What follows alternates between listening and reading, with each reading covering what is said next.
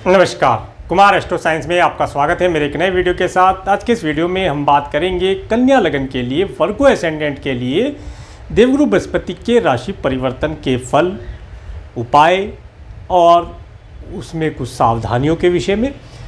तो आइए देखते हैं। देवगुरु बृहस्पति 1 मई 2024 से 13 मई 2025 तक वृषभ राशि में गोचर करेंगे, जो कि आपके 9th हाउस में गोचर करेंगे।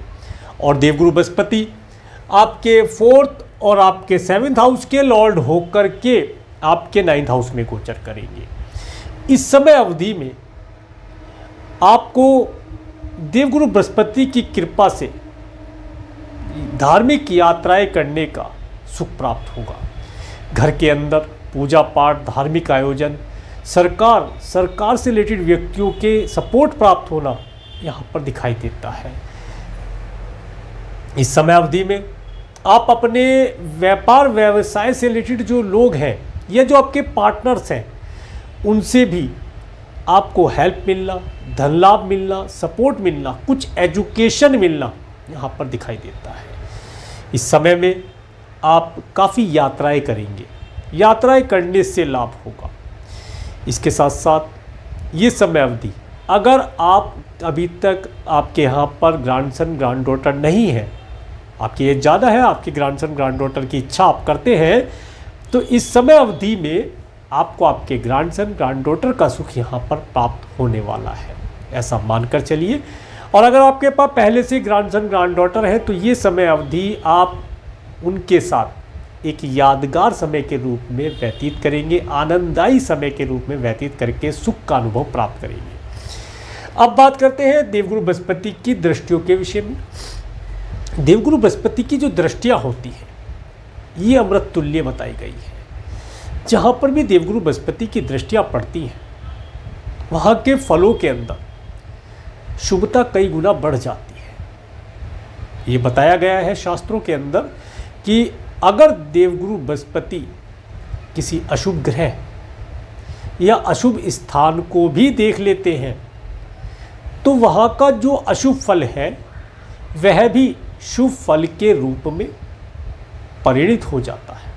तो कहने का मतलब ये रहा कि देवगुरु बृहस्पति की जो अमृतमय दृष्टियाँ हैं वे सभी प्रकार से शुभ फल प्रदान करने वाली है। तो देवगुरु बृहस्पति की जो 5वीं दृष्टि है, यह आपके लगन पर पड़ती है।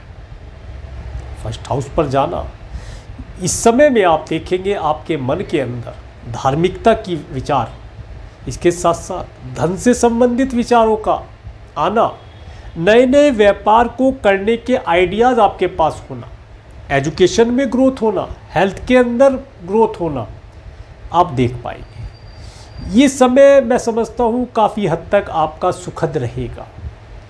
सुखों की प्राप्तियाँ होना, मन के अंदर एक शांति, एक पीस का अनुभव आप प्राप्त करेंगे।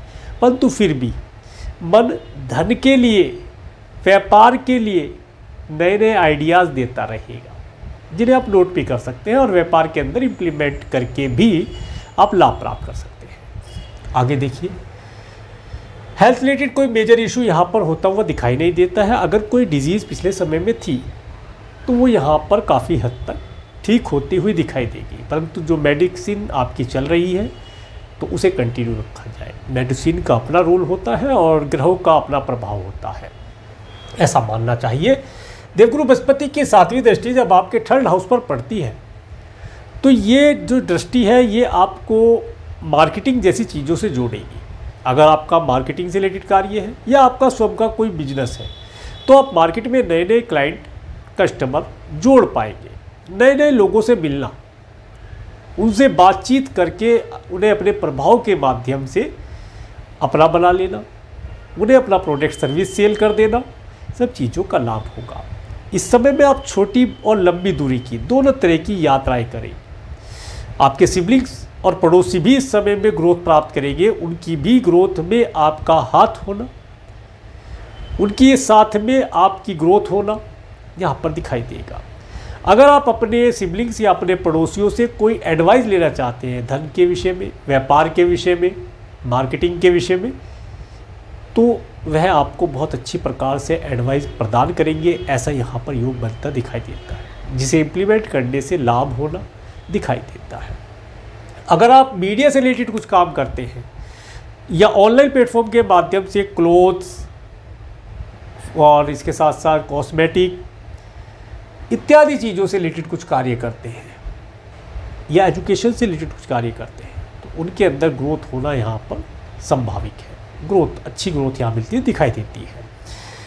आगे बात करते हैं देवगुरु बृहस्पति की 9th एस्पेक्ट, जो कि आपके 5th हाउस के ऊपर पड़ती है।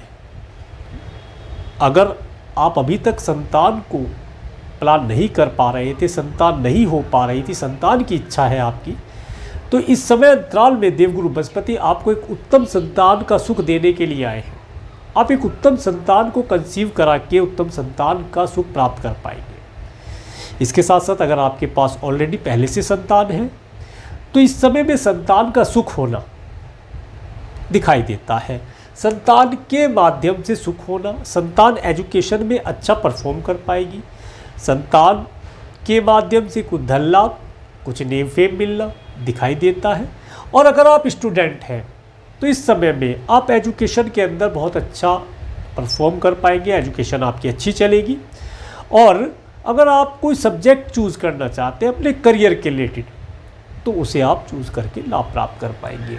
इसके साथ साथ इस समय में आपको लोगों के या दोस्तों के साथ घूमना, कुछ नई चीज़ों का बारे में जानकारी प्राप्त करने का अवसर प्राप्त होगा।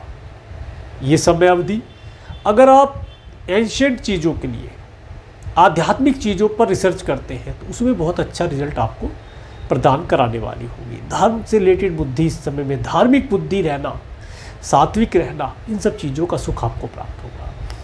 इसके साथ साथ अगर आपका क्रिएशन से रिलेटेड कुछ कार्य है, इस समय में काफ़ी टेंडर आएंगे। बस आपको टेंडर की भूख होनी चाहिए। आप कितने टेंडर ले सकते हैं, कितने टेंडर आप कंप्लीट कर सकते हैं, आप कितनी एजुकेशन ले सकते हैं, उन सब चीज़ों का सुख होगा। माता के परिवार वालों से भी आपको सपोर्ट प्राप्त होगी, उनके माध्यम से भी आपको लाभ प्राप्त होगा। इसके साथ साथ इस समय में विशेष तौर से अगर कोई चीज़ दिखाई देती है हेल्थ के पर्पज़ से, तो आपके नाभि के नीचे के हिस्से पर वजन बढ़ना जैसी चीज़ें यहाँ पर दिखाई देती हैं। इसका ध्यान रख के चलिएगा। अब देखिए, जो केयरफुल टाइम रहेगा वो रहेगा 9 अक्टूबर 2024 से 3 Feb 2025 तक का। अप्रोक्सीमेटली 190 डेज़ के लिए देवगुरु बृहस्पति रेट्रो हो जाएंगे।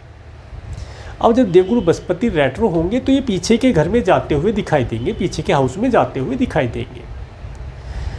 इस समय पर अगर आपको फॉरेन जाना है, वीज़ा पीआर के लिए अप्लाई करना है, तो रुक जाना चाहिए। हाँ, अगर आपके बर्थ चार्ट में देवगुरु बृहस्पति रेट्रोगेट है, कहीं पर भी हो, किसी भी हाउस में हो, किसी भी राशि में हो, अगर वे रेट्रोगेट हैं, तो रेट्रोगेशन का जो समय है ये आपके लिए बहुत लक्की समय रहेगा। इस समय में आप वो कर पाएंगे जो आप नहीं कर पा रहे थे। देखिएगा, अगर आप इस समय में विवाह, संस्कार, कोई धार्मिक यात्रा, लॉन्ग डिस्टेंस के ट्रैवल, फॉरेन जाना, नया व्यापार व्यवसाय शुरू करना, नई एजुकेशन लेना, कोई कार्य करते हैं, तो केयरफुल रहे। इसमें प्रयासों में हार्डवर्क रहेगा। हार्डवर्क करने के बाद चीज़ें प्राप्त होती दिखाई देंगी, तो इसमें थोड़ा सा ध्यान रख के चलेंगे तो लाभ प्राप्त होगा। अब देखिए, अगर आपको देवगुरु बृहस्पति से मिलने वाले शुभ फल प्राप्त नहीं हो रहे हैं, तो क्या किया जाए? उसके लिए सबसे पहले तो अच्छा यही रहेगा कि आप अपने बर्थ चार्ट को किसी एस्ट्रोलॉजर को आप एनालिसिस कराएं। वह आपका पूरा बर्थ चार्ट देखे और ये बताए कि देवगुरु बृहस्पति किस पोजीशन में है।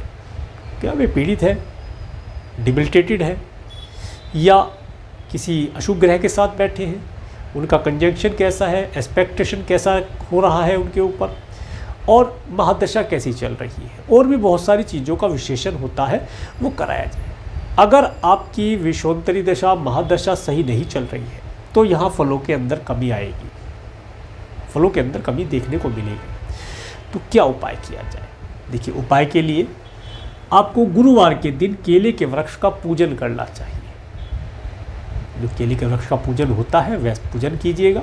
इसके साथ साथ एक बृहस्पति देवता की कथा है, वो आम तौर पर एक बुक आती है, बृहस्पति देवता की कथा के नाम से ही आती है, वो मार्केट में मिल जाएगी या गूगल से आप पूछ लीजिए, वो भी बता देगा। उस कथा को आप श्रवण करें, या तो कोई पढ़ के सुनाए या आप स्वयं से उसका पाठ करें गुरुवार के, तो आपको गुरु ग्रह से, देवगुरु बृहस्पति से मिलने वाले जो शुभ फल है उनका शुभ फल आपको अवश्य प्राप्त होगा और आप देवगुरु बृहस्पति से मिलने वाले शुभ फलों को प्राप्त करके लाभ प्राप्त कर पाएंगे। तो आज की वीडियो में इतना ही, और मेरे इस वीडियो को प्रेमपूर्वक देखने के लिए, मेरे चैनल पर प्रेमपूर्वक बने रहने के लिए आपका प्रेमपूर्वक धन्यवाद। नमस्कार।